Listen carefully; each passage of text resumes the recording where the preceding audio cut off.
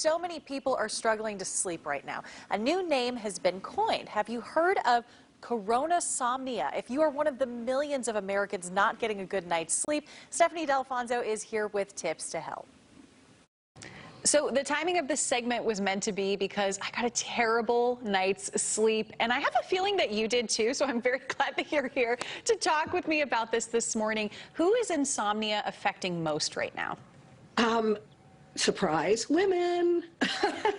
Just like we've talked about in previous segments that stress affects women more than men, insomnia and sleep issues affect us more than men as well. It used to be, these are old stats because in this past year with the pandemic and everything that 2020 threw at us last year, it's just gotten even worse. So the old statistic was that it was 1 in 4 women experienced sleep issues and 1 in about more than 5 men. So that was from a couple of years ago, and Taylor, last year, in 1 month, from mid-February to mid-March, prescriptions for sleep medications went up over 14%. That's in 1 month.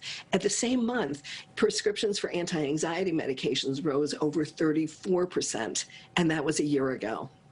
I mean, I believe it. I have a lot of friends who are using that kind of medication, and so it's something we're all struggling with. But do you have any practical tools that we can use to help us sleep better? Yeah, because as you and I said before we started recording, you know, how fortuitous that we both had a rough night's sleep last night, and that doesn't happen very often for me. So I was like, all right, this is kind of interesting to set that up, tee it up for us, right? So the thing is, Taylor, you know, my insomnia is what led me on this whole healing journey many, many years ago. And I went and got medication, and it worked. And I was like, oh my gosh. And then it stopped working. And I was like, oh, now it's even worse. And I've heard this over and over again from clients throughout the years that the medication seems to work for a short time and then it doesn't, and then you spin out of control even more.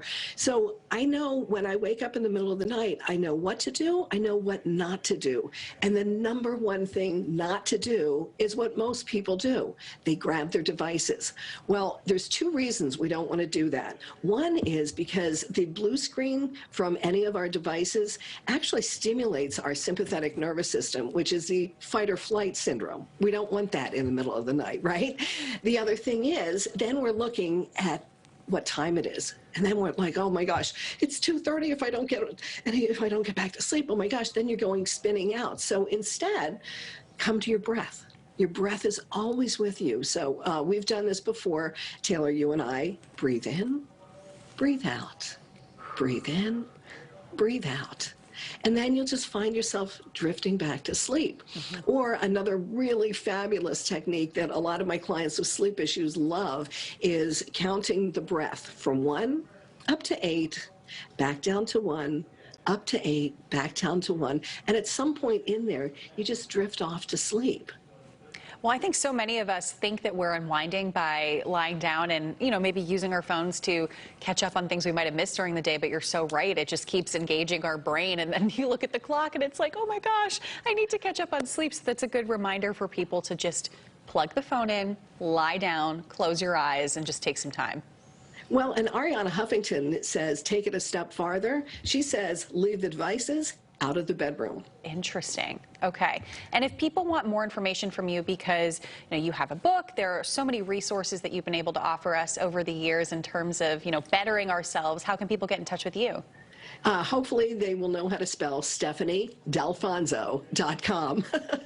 Well, we have that information right below the screen, so people should be able to see it. But fantastic. One last tip, Stephanie, for people who may be struggling. Sleeping issues don't start when you put your head on the pillow. They actually start of how you wake up in the morning.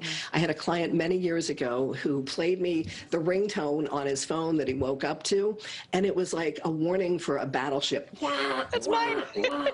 And I was like, you're shocking your system from the word go. So instead, you may want to look at what your ringtone is and how you wake up in the morning. Because if you wake up grumpy in the morning, you're going to have a grumpy day. If you wake up feeling happy and grateful, then you keep offloading the stress through the day, then you can have a better night's sleep. Yeah, maybe I need to change mine to like something soothing that progressively gets louder instead of just the immediate out of the gate wake up, because I could literally sleep through an earthquake, which is part of the reason why I have such a terrible alarm clock. But good things to remember.